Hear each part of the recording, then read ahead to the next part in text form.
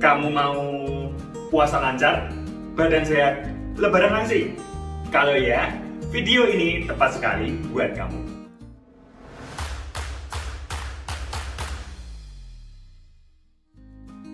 Halo Santuy Family, berjumpa lagi dengan aku Anton di channel Diet Santuy, channel yang membahas ilmu soal nutrisi, ilmu soal diet, dan ilmu soal fitness dengan cara yang paling santuy. Nah, karena sekarang kita ada di bulan puasa, maka aku bikin playlist baru, yakni diet di bulan puasa. Nanti di dalamnya akan ada beberapa video yang akan berusaha menjawab pertanyaan-pertanyaan kamu seputar diet di bulan puasa. Seperti nanti berbuka harus makan apa, sahur harus makan apa, olahraga jam berapa, dan lain sebagainya. Makanya kalau kamu belum subscribe, segera subscribe sekarang dan jangan lupa juga pencet bel notifikasinya supaya kalau aku sudah upload video baru, kamu dapat kabar dari YouTube. Nah, sebelum kita mulai membahas topik hari ini, aku mau kamu membenarkan dulu mindset soal diet di bulan puasa. Kalau kamu perhatikan, tagline baru di series ini adalah puasa lancar, badan sehat, lebaran langsing. Kenapa yang aku sebut pertama kali adalah puasa lancar? Nah, aku nggak mau kamu sampai terbalik-balik mindsetnya di bulan puasa ini. Goal utama di bulan puasa ini tentunya adalah dengan melakukan ajaran agama. Terkait pola makan, salah satunya adalah dengan menahan nafsu dari terbitnya fajar hingga terbenamnya lagi. Kalau gue muslim, ini dulu yang gue kejar. Urutannya jangan kebalik, yang penting puasa harus lancar dulu. Kalau puasa sudah pasti bisa lancar, baru nih sekalian saat puasa kejar agar badan bisa makin sehat dengan menerapkan kebiasaan-kebiasaan baru yang tentunya lebih menyehatkan untuk badan, terutama dari segi pola makan yang lebih sehat. Nah, baru yang terakhir, bagaimana caranya agar di bulan puasa ini bisa sekalian bikin kadar lemakmu turun. Jadi lebaran, yang cewek bisa makin langsing dan yang cowok perut buncitnya bisa makin hilang. Kalau mindsetmu dari awal sudah kebalik, repot. Malah pengen lebaran langsing dulu. Ntar puasa makan dikit-dikit doang, nahan-nahan lapar. Dibablasin, sahur nggak makan dikit atau makan cuma dikit doang. Tiba-tiba sakit. Atau tiba-tiba kelaparan. Puasanya harus batal. Udah nggak sehat, puasanya nggak lancar. Jadi sekali lagi mindsetnya harus benar dulu. Nomor 1 adalah puasa lancar. Nomor 2, badan harus jadi sehat. Dan nomor 3, baru mengusahakan agar lebaran makin langsing. Nah, di video ini, goalnya adalah belajar dulu nih, bagaimana caranya agar puasamu itu bisa lancar. Sebenarnya konsep pola makan saat puasa itu simple banget, hanya menggeser jam makan saja. Misal nih, dalam sehari saat tidak berpuasa, kamu biasanya pola makannya ada di angka 2000 kalori per hari. 600 kalori masuk jam 7 pagi saat sarapan. 700 kalori masuk jam 12 siang saat makan siang. 500 kalori masuk jam 6 sore saat makan malam. Dan sisa 200-nya untuk cemilan. Lalu dari pola makan yang biasanya tersebar dalam sehari, kamu memasuki bulan puasa, di mana jam makannya tentu dibatasi. Sebenarnya ya tinggal digeser aja jam makannya, tinggal dipindah aja jam makannya dan penyebaran makannya. Misal saat buka puasa kamu masuk 600 kalori. Setelah taraweh, kamu masuk lagi 700 kalori. Lalu saat sahur, kamu makan 600 kalori. Dan ada juga sisa makan untuk snack sebesar 200 kalori. Benernya sesimpel itu loh prinsip mengatur makan di saat puasa. Tinggal digeser aja. Tapi pada kenyataannya, ada kendala-kendala yang mengakibatkan diet di kala puasa itu tidak semudah yang saya omongkan barusan. Tidak semudah menggeser jam makan. Kendala-kendala tersebut saya golongkan menjadi 5. Yang pertama adalah rasa haus. Yang kedua, rasa lapar. Yang ketiga, perubahan jam makan. Yang keempat, perubahan jam tidur. Dan yang terakhir, pilihan makanan yang tersedia di saat puasa. Nah, kita bahas satu-satu bagaimana solusinya untuk mengatasi kendala-kendala tersebut. Yang pertama adalah rasa haus. Kamu tentunya berpuasa harus menahan haus. Bagaimana agar bisa lancar dalam menahan haus tersebut? Aku bagi beberapa tips supaya kamu tidak gampang untuk dehidrasi dalam menjalani kehidupan sehari-hari. Yang pertama, tentunya pastikan kamu memenuhi kebutuhan airmu dalam sehari sejak buka hingga sahur. Jangan sampai kekurangan air. Kalau pakai patokan 8 gelas air sehari misalnya, kamu bisa bagi menjadi 1 gelas setelah berbuka, 1 gelas setelah sholat maghrib, 1 gelas setelah makan, 1 gelas setelah sholat isya, 1 gelas setelah tarawih, 1 gelas sebelum tidur, 1 gelas setelah bangun tidur untuk sahur, dan 1 gelas sebelum waktu sahur selesai. Selain dari minuman, kamu juga bisa menambahkan asupan air dari buah-buah yang mengandung banyak air, seperti semangka misalnya, serta makanan berkuah, misalnya kamu makan sop ayam, di pola makanmu saat berpuasa. Itu juga menambah asupan airmu sehari-hari. Tips yang kedua, pastikan juga kamu tidak terlalu mengkonsumsi banyak makanan atau minuman yang mengandung kafein. Contohnya adalah kopi, teh, minuman soda, dan juga coklat. Kenapa? Karena kafein ini memiliki efek diuretik yang membuatmu mengeluarkan cairan dari tubuhmu. Jadi skip dulu ya, terutama saat sahur. Tips yang lain, pastikan pola makanmu saat berpuasa tidak terlalu dominan makanan dan snack-snack yang gurih dan asin. Karena itu pertanda sodiumnya tinggi. Apalagi saat sahur nih. Karena sodium tinggi atau garam yang tinggi dapat meningkatkan rasa haus. Tips lain lagi, kalau memungkinkan, coba untuk tidak terlalu banyak beraktivitas di tempat yang panas. Tentunya tempat yang panas akan membuatmu berkeringat dan bisa mengakibatkan cairan tubuhmu berkurang.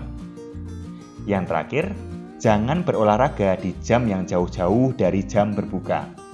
Lebih detailnya terkait ini akan aku share di video terpisah terkait berolahraga di bulan puasa. Kalau digabung di video ini takutnya nanti kepanjangan. Jadi jangan lupa subscribe dan juga bunyikan lonceng notifikasi supaya kalau aku sudah upload video lainnya terkait bulan puasa ini kamu bisa langsung tonton.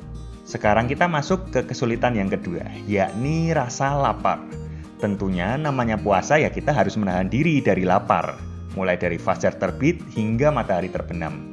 Oleh sebab itu, memilih makanan yang mengenyangkan lebih lama menjadi kunci di sini, terutama saat sedang sahur. Tipsnya ada 3 nih, yakni yang pertama tentunya ya jangan sampai melewatkan sahur.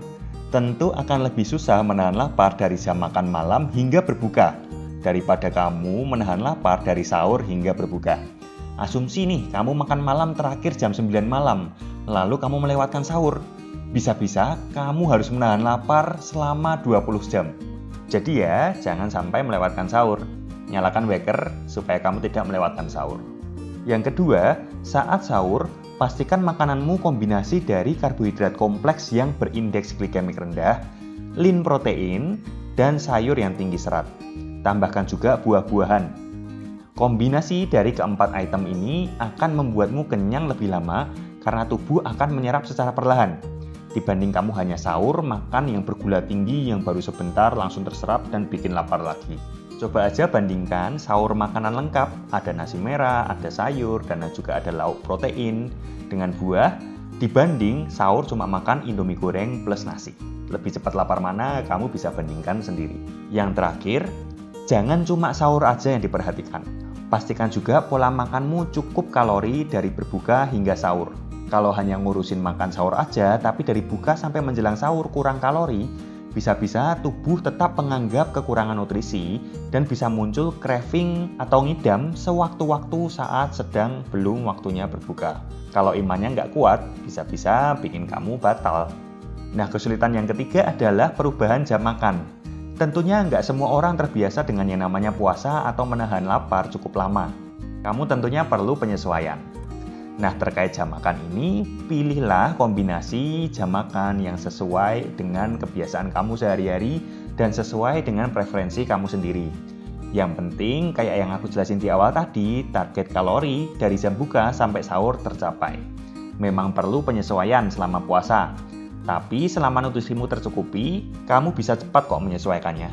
Misal nih kamu nyaman makan 3 kali sehari, ya boleh tinggal kebutuhan kalori dibagi menjadi 3. Nyaman 2 kali makan plus 1 kali nyemil, ya boleh kebutuhan kalori dibagi menjadi 2 dan disisain sedikit untuk snacking. Nyaman 4 kali sehari, ya boleh tinggal kebutuhan kalori dibagi menjadi 4. Pembagiannya pun bebas, sesuaikan preferensi kamu. Yang penting kamu enjoy dan sesuai dengan lifestylemu sehari-hari. Nah, kesulitan yang keempat adalah perubahan jam tidur. Karena nggak semua orang terbiasa harus bangun pagi dan harus makan. Dalam konteks ini, sahur. Perubahan jam tidur apabila tidak disikapi dengan baik akan menjadi kendala. Bisa aja kalau kamu tidurnya kemalaman, kamu nggak bangun saat sahur. Bisa juga tidurnya kebelabasan malah nunggu sampai sahur, karena banyak acara seperti sahur on the road seperti itu ya, yang menunggu jam sahur bersama-sama. Nah, baik melewatkan sahur ataupun menunggu sampai sahur begadang terus, tentunya bakal bikin badan tidak sehat dan tidak fit, dan bisa bikin puasamu tidak lancar. Tipsnya supaya jam tidur tercapai 7-9 jam dalam sehari, cobalah untuk tidur jam 9-10 apabila memungkinkan. Sehingga masih sempat nih bangun jam setengah 4 pagi. Jadi kamu masih bisa tidur 5,5-6,5 jam di saat malam. Dan kamu bisa menambah jam tidur lagi setelah kamu sahur dan sholat subuh. Jadi dalam semalam paling tidak target 7 jamnya bisa tercapai, meskipun agak terputus dengan sahur dan juga sholat subuh. Selain itu, kalau kamu kurang tidur, bisa-bisa hormon bernama hormon grelin yang bikin kamu gampang lapar itu bertambah. Jadi kamu lebih gampang lapar. Lebih gampang lapar otomatis lebih gampang batal. Nah, ini kuncinya untuk menekan hormon grelin ini, kamu harus cukup tidur juga. Nah, berbagai cara agar kamu bisa cepat tidur bisa kamu tonton di video di kanan atas ini. Sudah aku cantumkan di situ ya, bisa ditonton. Nah, kesulitan yang terakhir dialami orang saat berpuasa adalah pilihan makanan saat di bulan puasa. Karena tidak dapat dipungkiri, kamu seringkali makan makanan yang jenisnya berbeda saat di bulan puasa dengan saat tidak di bulan puasa. Misalnya nih, tiba-tiba muncul makanan yang terkait dengan budaya puasa seperti es kolak pisang, sop buah. Tiba-tiba makanan malamnya ditawarin dulu ada gorengan-gorengan banyak, ada bakwan, ada mendoan kayak gitu. Belum termasuk kamu harus makan malam. Jadi mungkin habis tarawih kamu harus makan kayak gitu. Jadi ada beberapa pilihan makanan yang kalau malam itu adanya mungkin fast food, nasi goreng. Belum nanti tiba-tiba kamu harus makan saat sahur, harus makan saat pagi gitu. Yang mungkin waktu persiapannya nggak banyak. Kalau beli di luar pun adanya fast food. Kalau masak sendiri kadang nggak bisa masak. Jadi ada beberapa jenis pilihan makanan yang mungkin agak berbeda dengan yang biasanya kamu makan saat tidak di bulan puasa. Nah, soal itu akan aku bahas lebih dalam lagi di video selanjutnya. Aku akan mulai masuk ke kata-kata badan sehat. Setelah hari ini kita mempelajari soal puasa lancar, selanjutnya kita akan memahami bagaimana caranya agar puasa badanmu tetap sehat dengan memilih makanan yang tentunya lebih bergizi. Jadi stay tune terus di channel ini, jangan lupa subscribe dan juga sekali lagi pencet bel notifikasinya, like jika video ini berguna dan tinggalkan komentar di bawah. Kalau kamu punya strategi bagaimana caranya agar puasamu itu bisa lebih lancar. Jadi teman-teman yang lain juga bisa membaca ya strategimu bagaimana dan bisa menerapkannya agar puasa mereka makin lancar juga. Nah, sampai di sini dulu video kali ini, kita berjumpa lagi di video selanjutnya. Ciao.